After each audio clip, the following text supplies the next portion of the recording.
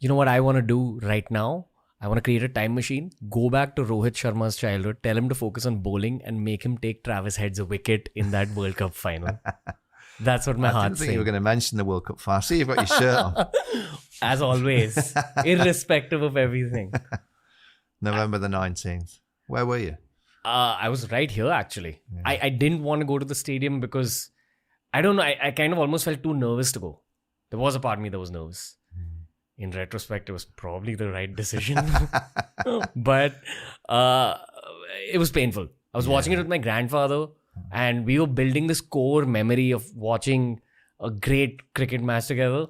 And now it's not a core memory anymore. We've just erased it. Unfortunately, the Australians did what the Australians do. They win.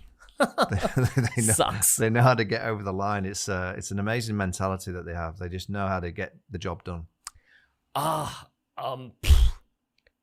I feel like Kohli and Rohit Sharma both, they've created this identity of the Indian cricket team. Like even in the lead up to the final, the kind of ferocity that our team was playing with was crazy. And I feel this is the outcome of their careers and their mentalities. But my real question to you is this Indian bias speaking? Like what is it like from your perspective as a non-Indian seeing this team? And the other question is, what was Ganguly's team like from your eyes? What's the commonalities and differences? Sarav's team is it was collectively hard. I felt that he got them all playing together as a team really well. And obviously when you've got the likes of Dravid and Sachin, Sehwag at the top of the order, Gautam Gambhir is coming through, real quality players. Sarav himself was a wonderful player. So he had quality. Zahir Khan, magnificent left armour. And then you had Harbhajan and Anil Kumble. You've got quality in your team. So, they were hard to beat. I think he made Indian cricket really tough. I look at, a few individuals within the Indian ranks that have made them into this powerhouse now. And I will say this, and I've said it publicly recently, India should win a lot more trophies. We agree. I can't get the fruit. No, 2013, I think, was the last trophy in ICC Champions Trophy. That's not a trophy, really. That is a trophy, Michael Vaughan. It's like the World Cups and the Test Championship. Been in 2 Test Championship finals, lost them both. And I'm just looking at the amount of talent in this country. And I looked at Rohit in the World Cup, and I had so much admiration for Rohit because he got them playing properly. Yeah, he got them playing absolutely fantastically. The modern way, the aggressive way. He did everything right. Just had that one blip in the final that can happen, but Rohit's done a remarkable job, and he's an individual I mentioned about getting the team playing collectively in this aggressive way, and he's led from the front with that. Sourav Ganguly, back in the day, he made India hard, made them tough.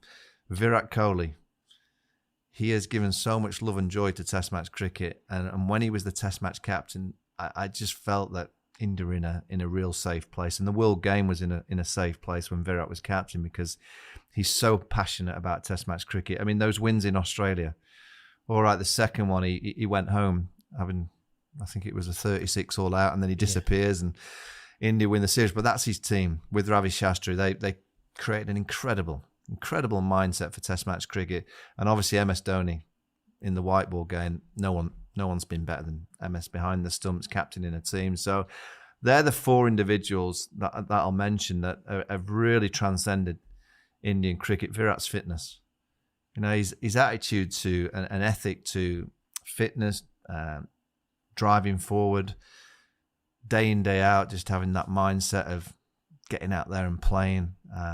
It must be kind of the rest of the younger players around the whole of India looking, going, I want to be Virat, I want to kind of follow his lead. And, fielding has become a thing, whereas I guess back in my day, India were never renowned as being a good fielding side. Where you look at them now, they're electric. Jadeja's probably the best in the world.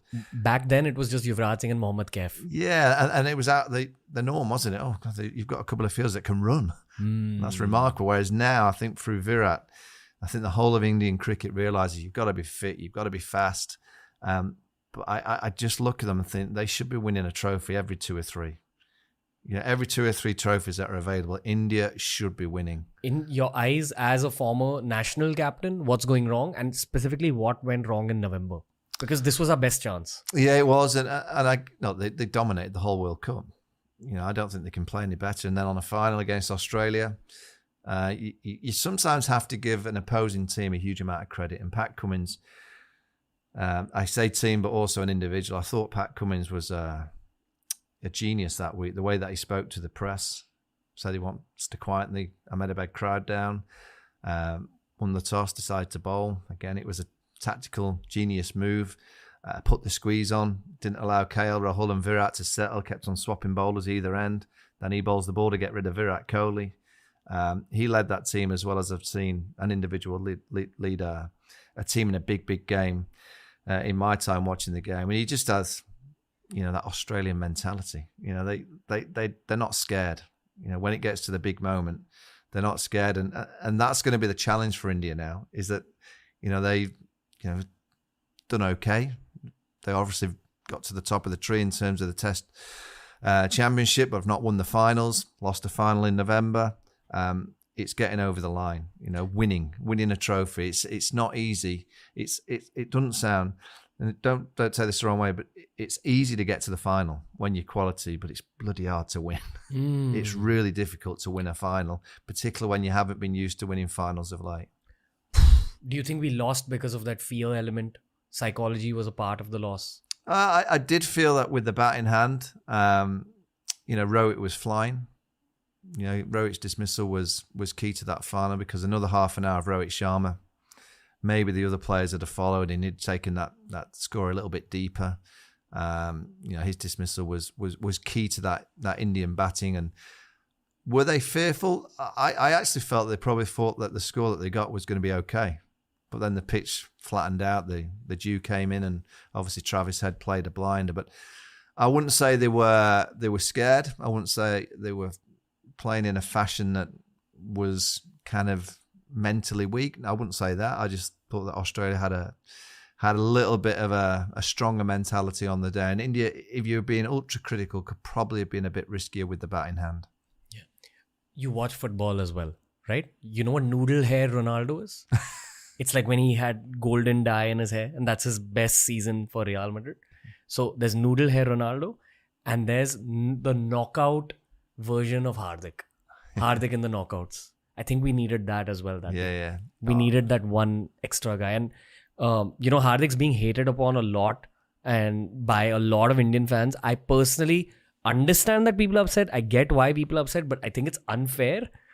Simply based on how much he's performed for India in these tournaments over the years. He's always that guy who stood up. Even in that innings that Virat Kohli played at the MCG against Pakistan, Hardik Pandya was at the other end for most of that innings. So people tend to forget these aspects of cricket. But I personally really feel like we were missing a Hardik that day. Yeah, absolutely.